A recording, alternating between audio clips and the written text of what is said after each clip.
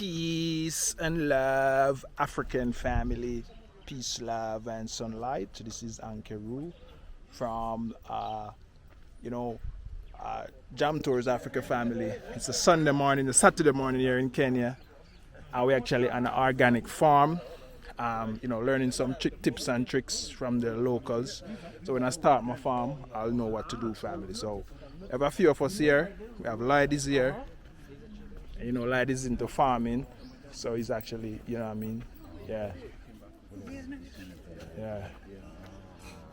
Yeah, my family. Yes. What you into? I'm into soil testing. Oh, wow, that's good. Derek, okay. Mainly focuses on soil testing and aligning the advisory towards organic farming, also climate smart agriculture. Oh, wow, that's very good. That's very nice. So when I have my land, I'll let you come and test the soil for me and stuff. Yes, please. Yeah. Okay, thank you. Yeah. Wakili, I was very worried during the week that nobody was heeding the call yet. The last time we met here with Ramesh, okay, with Givaiga, okay, and Dennis. Dennis, were you here? Okay. No, Dennis. We were very anxious to begin the first meeting. Yes, right? yes. And in fact, Wakili used to tell me, come on, when. So I told him, no, I need to get this, Okay. Something. Okay? Something, and I yeah. actually got it last week at a very good price. Okay? So I told him, I even showed pictures on whatever and said, okay, fine, we can plan for this week. So I was expecting, in fact, I was very worried about that, the fact that I might not have enough space to sit everybody. Okay? And I didn't have the money to go and buy another extension. So I was really looking forward to this day, and I was expecting a crowd, but this to me is a crowd. I've never had this many people come here before. Okay? We'll tell the other people what they missed, okay? But this should be the beginning of many other meetings that we will be holding, hopefully monthly. Yeah. Okay. And the topic, okay, usually organic farming. Yeah, organic. Yeah. Improving our diets, okay, through nutritious organic Farm. Just Yes. like this shamba over here, it's all organic. Right? And I believe each and every one of us, by the way, has been affected by the lack of good health in our families. How many people know whatever siblings, parents who suffered and died from cancer, diabetes, hypertension, heart problems, okay? So this is not going to be the cure, okay? But it's a step in the right direction to make sure that we continue, that our futures continue, that we are no longer hypnotized by these fast foods. They can be once in a while. These fast food and processed food. They are good, but all the time. And just like some of us who read a lot in the paper, they keep on being told your sukumas, your canceras, your kundes, when they reach the supermarket, clean as they look, they are heavily polluted with insecticides And pesticide. or there is a lot of bad handling which then goes and contaminates the food. We are trying to stop that, okay? And for me, I would say that the only thing that I buy from the supermarket, vegetables, are the tomatoes, okay, and the onions and the celery. And you can see I'm trying to improve my celery around here, but most of the other vegetables I source it from here, and I'll tell you it feels good, right? And I would like you guys to share in that feeling, and also to make it it can be a worthy the living, okay, in as far as biashara is concerned, right? It can make you a good living if you focus intensely on it, okay? Without much ado, okay, let me hand the floor to the chairman, Wakili Mashua. Wakili, Very well, good morning, ladies and gentlemen. Good morning. Thank you, Mr. Kamwana, for agreeing to host us. As you've been told, my name is not Wakili, my name is Boro Mashua. Wakili is what I do, I'm an advocate of the High Court of Kenya. I also happen to be in Rotary space. In Kenya, I'm the chair environment, Rotary International, and what we call Rotary District, which has 4 countries, Kenya, Ethiopia, Eritrea, Southern Sudan. I'm the vice chair. And therefore, one of the major things which we do is about holistic environmental conservation. In that space, we also promoting food security. 8 years I've been in the media. There's a program called Menya Kehoto ya Know Your Rights, that is in all TV. 7 years in Kameme. And again, in that space, over and above talking about legal stuff, we also talk about environment, about food security. Why are we here in the morning? This morning, we are hoping to create what we call organic farming movement in Kenya. Our friend has spoken very well. In Kenya, number one, we are importing a lot of food. I heard the president talking about it last week and was saying that we are spending more than 500 billion, that's half a trillion, to import food. And this is bad manners, ladies and gentlemen. I was in Egypt during COP27. Egypt is a desert. It's producing enough food for the country's consumption and export market. Israel is worse. And therefore, Kenya, we should be exporting food. We should not really be actually importing. Having said that, we're not just talking about any food, we are talking about clean food, organic farming. I'm in a space we are working with Kenyatta University. In this research which we are doing, it said in the next 10 years, between 10 and 15, many people, almost every home in Kiambu County and Nairobi, will be having at least some family member having cancer, and therefore either infected or affected. And why is this happening?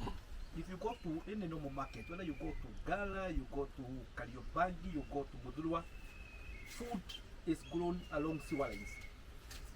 There are a lot of companies which are releasing untreated water with a lot of metals. Again, and then of course if you go along the rivers, you find people growing food. This food gets into a supermarket, this food gets into our hotels, and this food comes to our kitchen. The other issue we are looking about is basically water harvesting. You cannot really talk about food security without water harvesting. If you went to Rwanda, it's a criminal offense for you to build a house and live in it without doing serious water harvesting, water storage. What about this country? It rains, the rain is killing people, killing animals, destroying crops, destroys houses as it goes to the Indian Ocean to become salt water. For me, this is 21st century. I believe it's bad manners. As organic farming movement, we need to start encouraging people to do serious water harvesting. Once you have that water, it becomes very easy for you to farm. Now, you can see, and that's why we requested Mr. Kamwana to host. You know, if you're meeting in hotels and then you talk about all this, that's so true. But when you see, you know, many people are like Thomas. Those of you go to church, you know the story of Thomas when he was told Jesus has listened. He said that he wanted to do what? To see for himself. That's the space where the nails, you know, were put. So we wanted to see how we can do farming in urban areas. I was telling my friend when we were coming, you know, you cannot imagine, you know, we are having farming in ridgeways, but this can be done. And therefore we want to promote farming in our urban areas. That doesn't matter the space you live. Even if you are occupying a space of 50 by 100, you can do 3 or 4 vertical gardens. And this you are able to secure your family. Because again, when a family member gets unwell, we are all affected. We do a lot of halabe, we have to do fundraising, we have to be concerned, and this can be avoided. Of course, as he said, this is not panacea. Eating well, organic is not. The other things which we promote what we call physical exercise. I happen when I'm not a lawyer, I'm also a gym instructor. So we'll be looking in the future, we can have one corner whereby we can do like 20 minutes, we can do some exercise. And because for you to have good health, what you eat matters a lot. Physical exercise matters. Of course, you are mental, you know, you also need to relax and ensure that you can be able to enjoy some music somewhere, among other things. So, ladies and gentlemen, our thinking is that you have friends, because we want to have a movement. Those of you who have read history, you may know the Boston Tea Party. Yes. The Americans were fighting for independence. There are few gentlemen, among them the first president of the US, Jefferson. We were meeting somewhere. A few of them, not everybody met. And eventually the movement of fighting for independence in America started. So we want to see how we can start the movement of changing what we are eating. These young fellows, you'll be asking, what did you do as parents? And therefore, some people have to, promote organic farming. It worries me when I heard the president talking about GMO. This matter went all the way to the High Court, and the High Court said that we can embrace a GMO in Kenya. You saw when King Charles came in Kenya, you saw him going to Mama Lucy. He went to eat actually organic. He said that he eats organic farming. And because I'm in a space in Rotary, we have a lot of Wazugus who are coming, and most of them, when they come, they want to know where their food is coming from. Yes. They would rather pay maybe double and be sure that they're eating organic farming. Yeah. If you are exporting food, when this food is taken to the airport, they have those machines. If that food has some, just the way Mr. Kamona was talking about handling issues, that food is returned back. It comes to our market. So for us Kenyans, I don't want to say this with a lot of sincerity and honest. If you go to many people who are doing commercial farming in Kenya, they have two farms. One big farm for the market and a smaller one for the family. If you went there as a friend and you see very beautiful, no, don't leave that. That is so that tells you what is getting into our market. As he said, you go to the supermarket, you find very beautiful green sukuma wiki. I have some interest in Utawala, and the biggest sewage, it is in Luai. If you go there, even when it's very sunny, it's hot, you find very beautiful sukuma wiki, very beautiful, where this food grown, that's sewage. So we must be the generation, we must be the people who have to stand up and say this nonsense has to end. The people who fought for independence in Kenya, the Mau Mau, they were fighting against the British. The British had heavy weapons, but these people, they believed and they say this war has to be won. Then eventually, Kenya, like most of the African countries and other Caribbean who got independence, some people sacrificed. Tomorrow, Adam, in fighting you, we'll be meeting at Dedan Kimadi at Kimanda Avenue. We are just celebrating. There's a guy who sacrificed a lot and eventually he lost his life. We'll be meeting along tomorrow at 11 a.m. I'm saying this because I'm in a space whereby we are fighting a lot about Africanism, Pan-Africanism. We are talking about Africans being proud of being Africans. We cannot believe it for the Muzungu telling us what we need to do, that our culture is retrogressive. But having said that, today topic, and we do not have the monopoly of knowledge. We came to share. We want to hear the stories. We want to share how we can do this. And one of the best things is to start teaching these young kids so that they will grow appreciating. Because if you teach a child, a child is like a sponge. They get information. So I think as a movement, we need to go to our schools to teach about. This is one of the programs we do in schools. We are teaching organic farming, so that these kids can grow knowing that when they grow up, they do not have to buy food, that they can grow their own food. And we are also trying to talk in our churches. We want to see how we can get into media spaces, both mainstream and social media. We want to ensure that professionals are able to understand this, because our forefathers used to live for so many years, and one of the things which they did were eating clean food. Nowadays, people are dying young. By the time you are 70, you have a lot of those cancer, the diabetes, the high blood pressure. These things, ladies and gentlemen, can be avoided. You can delay your time of leaving this world. Of course, eventually all of us will have to go at a certain point. So we need to have a conversation. We need to be honest with us. We must do something, and that's why we say it doesn't matter how many we are. We need to start this movement. We agreed in the short term we'll be meeting every month. Eventually, we want to see how we can go to all the counties to ensure that every county has a chapter, organic food growing, or organic food and movement in every county. Eventually, we can go to every sub-county. We have 280 sub-counties, and eventually we can have we can go to every ward. Kenya has 1,450 wards, so that we have this conversation. Things to do, we need to agree on in the short term. What can we do in the short term? What can we do in the medium? And what can we do in the long term? The other issue is, you can see what Mr. Kamona is, probably many of you did not know what he's doing. So there are people who have very beautiful stories, and therefore one of the issues we'll be requesting, if you know somebody who is doing organic farming, we need to ensure that we get, and they will they can do anything. They even try to displace African governments so that we cannot grow our own food. They want us to import the food which they have grown so that we continue buying what? Yeah. Because those guys who are running those companies, they are accountable to the shareholders. At the end of the year, they must say how much dollars. So we must continue buying their medicine, but we can solve that by ensuring that we eat right. Yeah. So I want to invite you. It was not, we did not have a program, it's just sharing ideas.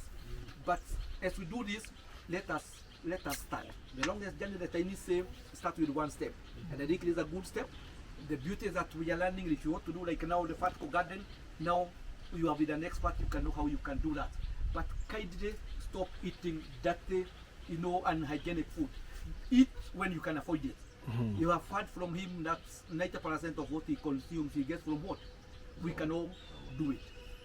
And I think it was, we needed to know each other first, and I think we started, maybe if we could get to know each other, maybe where one is coming from, maybe what one does. Because the other thing we are going to promote is to work with each other. You want to know your professions. If you have something we are whatever, if you are running a business, so that we can, and that's how Israel has made it in the world. Israel trades among themselves. They only go to a third party if they cannot get a product within what. So as we become a big movement, we need to know what each one of us does. And we are going to see how we'll be celebrating somebody who is giving a business to one of us. Whether you are an architect, you are building, you are an engineer, you are a doctor, you are a teacher, whatever you do. But more importantly, we must start becoming consumers of the product which we are. So by the time you live here, I remember last time we were given some, and today I do not want to be given, I want to buy. So that we can start doing what? Promoting. We also be having, trying to look for leadership. We want to have a secretary, like what we are saying, we need somebody to capture what we are saying. We need a treasurer. You've seen we've been given a breakfast. We do not want to be given a breakfast every day that we know that, so we need to have a, that's maybe we can also have a vice chair. If I'm not allowed, there's somebody who can deputize. We want to have a vice secretary so that we can have a committee. Yeah. And this is going to be replicated to the rest of the country. The other issue, and is very important, is we need also to do serious resource mobilization. I know there are donors who can maybe help us fund this kind of a program so that we can take this program to the schools, we can take this program to the hospitals, we can take this program to the police stations. So we're also going to see how we can also have a committee to look for resource mobilization. There are people who are good in looking for money, writing nice proposals.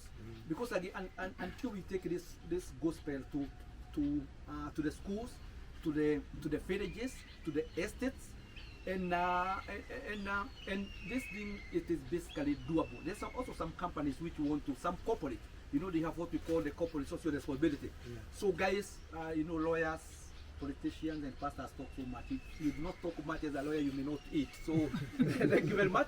So maybe you can start by doing each other. And then maybe Mr. Kamona as our coordinator is going to guide us how we are going to have an office.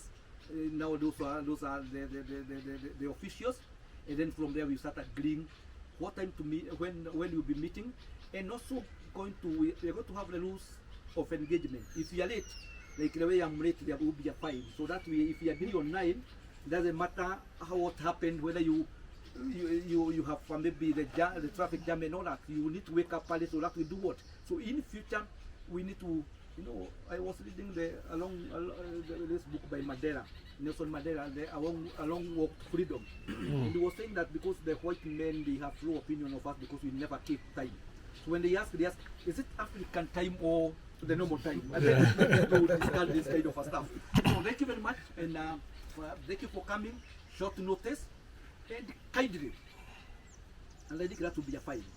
If you do not comment in a group, like Kamwana, you could see he's alleged he has infested here. Nobody is talking in a group, and in that group, it is bad manners not to talk in that space. So eventually we'll be saying, can you comment so that even making this kind of arrangement of the breakfast, if he knew numbers, he can make a better. I'm not saying that the decision is, but it is important to communicate so that we know. Sawa. Thank you very much. Thank you very much, Mr. Buru, for your words. Very encouraging. And as he said, this is a journey that must start somewhere. And hopefully maybe it's going to start here, but it doesn't have to end here. Our focus, we will determine what our mission and vision is. I think we will also follow exactly what Mr. Mbulu recommended. But it is a worthy cause. Our health. For those who say, well, it happened to Mr. Mbulu, it won't happen to me. Or it happened to Jerry, it won't happen to me. Well, as we can see, okay, each and every one of us has got a relative, or a brother, or somebody, or perhaps even you yourself are going through something. Why? Because of our sedentary lifestyle, okay? So part of that, or ending that, will be to go organic.